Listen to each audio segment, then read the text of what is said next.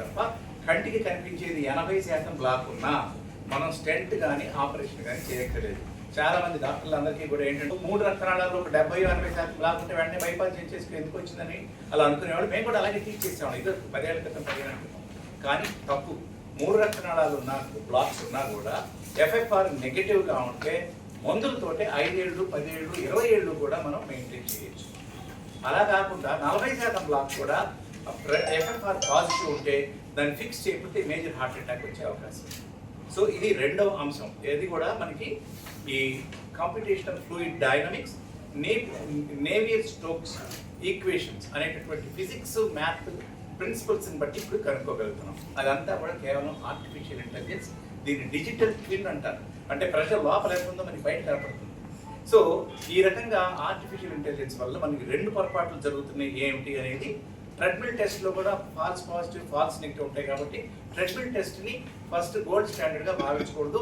అనవసరంగా దానివల్ల ఎక్కువ కన్ఫ్యూజన్ వస్తుంది. ఈ స్ట్రెస్ టెస్ట్ ఏదైనా సరే, ఈ స్ట్రెస్ థాలియం కానీ ఈ స్పెక్ట్ కానీ వీటిలో కూడా కన్ఫ్యూజన్ ఎక్కువ వస్తుంది. అందువల్ల వాటిని ఫస్ట్ చేయకూడదు. అంటే రిస్క్ ఫ్యాక్టర్స్ మీద ఆధారపడకూడదు, స్ట్రెస్ టెస్ట్ మీద ఆధారపడకూడదు, క్యాత్ యాంజియోగ్రామ్ అనవసరంగా చేయకూడదు. సిటీ యాంజియోగ్రామ్ చేసిన తర్వాత వాళ్ళకి ఆ జెనెటిక్ కోడ్ ఏదైనా వచ్చిందా, వస్తే దాన్ని 30-40% ఉన్నప్పుడు పట్టుకుని అది పెరగకుండా చేస్తే మనం వచ్చేటటువంటి హార్ట్ అటాక్ని 10 ఏళ్ళు 20 ఏళ్ళు కూడా పోస్ట్పోన్ చేయడానికి అవకాశం ఉంది. అది తెలియక, ఈ సింపుల్ బేసిక్ ప్రిన్సిపల్ తెలియక చాలా మంది సిమ్టమ్స్ వచ్చినప్పుడే హార్ట్ అటాక్కి సిమ్టమ్స్ వచ్చినప్పుడే డాక్టర్ దగ్గరికి వస్తున్నారు. అది బిగినింగ్ అనుకుంటున్నారు హార్ట్ డిసీజ్కి. చాలా మంది కాదు, అది ఎండ్, జర్నీ ఎండ్ అనమాట. ఆ హార్ట్ అటాక్ వచ్చేసరికి 20-25 సంవత్సరాల క్రితమే వాళ్ళకి ఆ కొవ్వు పొర మొదలైంది. దాన్ని పట్టుకోవడంలో మనం వైఫల్యం చెందాము.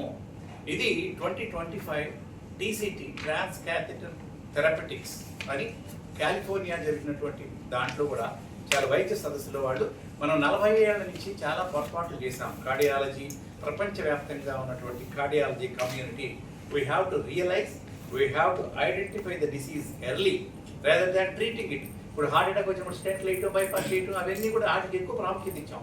అలా కాదు. ఇప్పుడంతా కూడా రియాక్టివ్ కార్డియాలజీ ట్రీట్మెంట్ కంటే కూడా predictive and preventive cardiology treatment అనే దాని మీద ఎక్కువ ఫోకస్ జరుగుతూ ఉంది. దానివల్ల చాలా మందిని మనం సేవ్ చేయొచ్చు. హార్ట్ అటాక్ వచ్చేసరికి చాలా మంది 3 బ్లాక్ అయిపోతాయి. ఒక్కోసారి మనం ఎంత చేసినా కూడా వాళ్ళు బతకరు. ఆపరేషన్ చేసినా స్టెంట్లు వేసినా కూడా బతకరు. ఆ స్టేజ్ వచ్చేంత వరకు మనం ఆగకుండా ముందే మనం మరీ ముఖ్యంగా మన భారతదేశంలో 10-15 సంవత్సరాల ముందే వస్తుంది హార్ట్ అటాక్. మీ అందరికీ తెలుసు. అది అమెరికాతో పోలిస్తే అది ఎందుకు వస్తుందంటే జన్యుపరంగా మనకి లోపాలు ఉన్నాయి.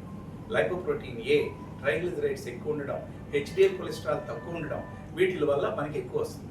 అందుకని 40 సంవత్సరాలు దాటిన వ్యక్తి కంటే ముందు మనం చేస్తే మిగతా వాళ్ళకి ఏం జబ్బులు లేకుండా వాళ్ళకి నెగిటివ్ వస్తే ఒక 10-15 సంవత్సరాల వరకు హార్ట్ అటాక్ రాదు. అంటే వారంటీ ఫర్ హార్ట్ అటాక్ అంటున్నాం. ఒక సింపుల్ టెస్ట్ రేడియేషన్ ఒక 2-3 మిల్లీసీవర్ట్స్ అంటే క్యాత్ యాంజియోగ్రామ్ కంటే సగమే రేడియేషన్, అతి తక్కువ. అండ్ దాంతో ఓపీడీ ప్రొసీజర్. సో దీన్ని కనుక సరిగ్గా అన్వయించి ఎక్కువ మందికి చేస్తే ఈ రోజున ఆకస్మికంగా జరిగే మరణాలని మనం నివారించవచ్చు అనేది నెంబర్ 1. నెంబర్ 2, 3 బ్లాక్స్ ఉన్న బైపాస్ కానీ స్టెంట్లు కానీ అవసరం ఉండదు. దాదాపు 50% ఇది వరకు అనవసరంగా బైపాస్ సర్జరీలు స్టెంట్లు జరిగినాయి అనేది ఈ రోజున మనకి ఇన్ఫర్మేషన్ ఉంది. అది ప్రపంచవ్యాప్తంగా గమనించి వద్దు ఇప్పుడు ఏం చేయకూడదు, గెట్ ది ఇన్ఫర్మేషన్, ప్రాపర్గా లోపల ఏం జరుగుతుందో తెలుసుకుని ఆ కొవ్వు పరిచిట్లే అవకాశం ఉంటేనే దాన్ని టచ్ చేయాలి. లేకపోతే మందులతోటి మనం చాలా మటుకు చేయవచ్చు అనేది మరో ముఖ్యమైనటువంటి అంశం.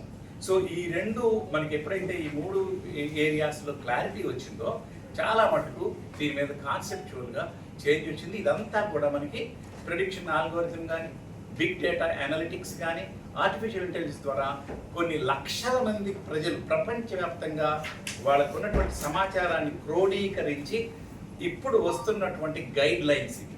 American heart association, European heart association, అలాగే NICE guide lines, Australian, New Zealand అందరూ కూడా ఇప్పుడు అసలు కంప్లీట్గా మారింది.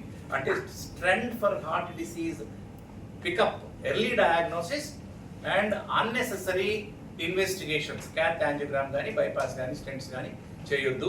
మెడిసిన్స్, ఆధునికమైనటువంటి మెడిసిన్స్తో చాలా మటుకు మనం వీటిని కంట్రోల్ చేయొచ్చు అనేది. సో ఇది కరోనరీ ఆర్టరీ డిసీజ్లో వచ్చినటువంటి గణనీయమైన మార్పు. ఇది మేము అలాగే మిగిలినటువంటి హార్ట్ అటాక్ వచ్చినప్పుడు ఏం చేస్తారు, తర్వాత ఏం చేయాలి, ఇవన్నీ కూడా ఈరోజు మేము చాలా మంది డాక్టర్స్ వచ్చారు, దాదాపు 200 దాకా. అందులో చాలా మంది యాక్టివ్గా, ఇది ఇంటరాక్టివ్ సెషన్ లాగా పెట్టాం.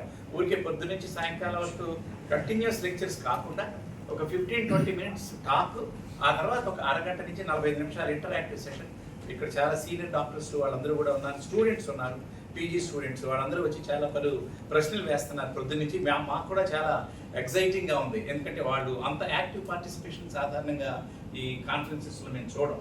కానీ ఇది న్యూ టాపిక్ అవడం వల్ల, న్యూ కాన్సెప్ట్స్ అవడం వల్ల, దీనివల్ల పేషెంట్లకి గణనీయంగా మనం మార్పు, వాళ్ళకి వైద్య విధానంలో, చికిత్సా విధానంలో మార్పు తీసుకొచ్చి వాళ్ళ యొక్క లాంజివిటీ కానీ, వాళ్ళ క్వాలిటీ ఆఫ్ లైఫ్ కానీ మనం పెంచగలగము అనేది ఈరోజు మన అందరికీ కూడా కాన్ఫిడెన్స్ వచ్చింది. అందుకని many doctors are feeling excitement and then they are asking lot of questions.